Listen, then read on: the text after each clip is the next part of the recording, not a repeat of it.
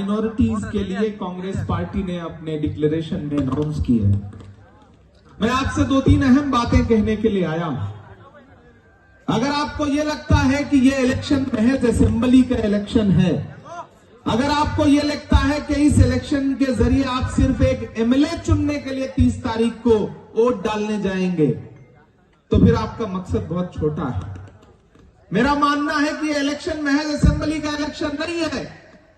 दरअसल ये तेलंगाना का असेंबली का इलेक्शन आने वाली 2024 का सेमीफाइनल है। मैं इसलिए हजारों किलोमीटर का सफर तय करके आपके बीच में आया हूं कि इलेक्शन बहुत अहम है। दो ताकतें एक तरफ खड़ी हैं।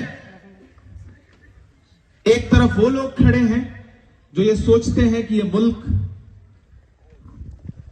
या तो डॉक्टर बाबा साहब भीमराव अंबेडकर के बनाए हुए संविधान से चलेगा, मौलाना अबुल कलाम आजाद साहब के उसूलों से चलेगा, पंडित नेहरू की सोच से चलेगा, महात्मा गांधी के विचारों से चलेगा, और एक तरफ वो लोग खड़े हैं जो ये सोचते हैं कि ये मुल्क नाथूराम गोडसे की पिस्तौल से चलेगा। आपके सूबे के जो चीफ मिनिस्टर हैं, अगर आपको यह लगता है कि वो आईन के साथ खड़े हैं, तो आप गलतफहमी के शिकार हैं। वो दरअसल छुपे या खुले तौर पर जब भी भारतीय जनता पार्टी को जरूरत पड़ती है, नरेंद्र मोदी को जरूरत पड़ती है, तब केसीआर साहब उनकी गोद में बैठे हुए नजर आते हैं। यह बात मैं पूरी जिम्मेदारी से कह रहा हूं। मैं देश की पार्लियामेंट में बैठता हूं।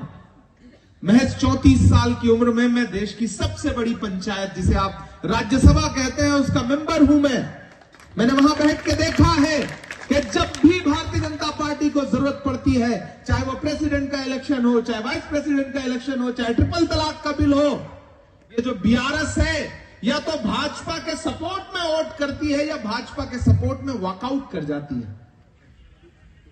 दोनों के बड़े गहरे रिश्ते हैं। मैं इल्जाम नहीं लगा रहा हूं।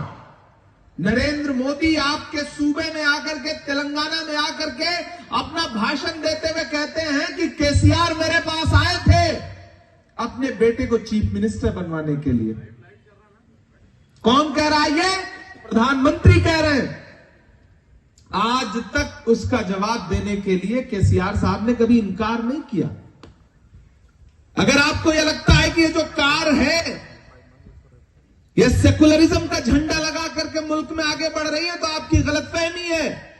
ये कार या तो जाकर के नागपुर की चौखट पर रुकती है या नरेंद्र मोदी की चौखट पर रुकती है। दरअसल ये कार आपके लिए बेकार है। आपने दामन भर भर के 2 बार उन्हें वोट दिया, उनकी हुकूमत बनाई, लेकिन कब आपके वोटों को लेकर के नरेंद्र मोदी के दामन में बैठ गए, आप समझ ही नहीं पाए। और कैसे बताऊं कि रिश्ता कितना गहरा है। मनीष सिसोदिया का नाम सुना है, जो दिल्ली के डिप्टी चीफ मिनिस्टर है। वो पिछले 6 महीने से जेल में है। ईडी ने उनको जेल में रखा हुआ है। संजय सिंह, जो आम आदमी पार्टी के मेंबर ऑफ पार्लियामेंट है, राज्यसभा में हमारे साथ बैठते थे, वो पिछले 2 महीने से जेल में है। किस जुर्म में पता है?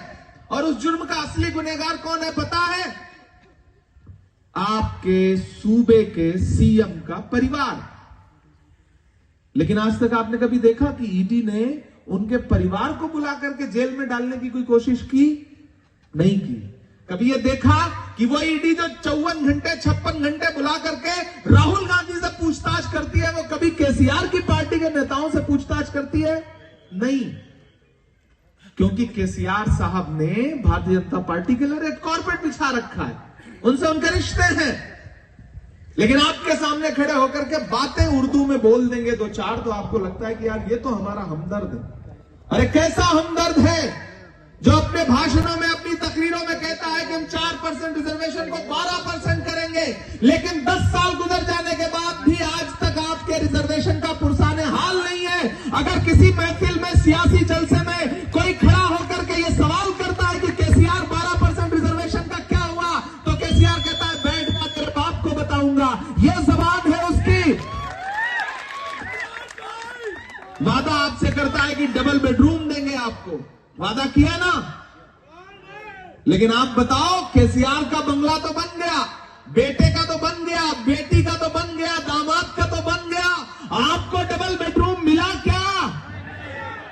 नहीं मिला। लेकिन उनके बंगले बनते रहे। किस ताकत की बुनियाद पर? क्योंकि आपने झोली भर भर के उन्हें वोट दिया। जब भी उन्होंने आपको आवाज लगाई, आप सबसे बड़ी ताकत बनके केसीआर के पीछे खड़े हो गए। आपसे वायदा किया कि शादी मुबारक की स्कीम में आपकी बच्चियों को पैसे मिलेंगे, लेकिन आपकी बच्चियों को नहीं मिले, बल्कि बिचौलियों को मिल गए, बीच वाले पैसे खा गए।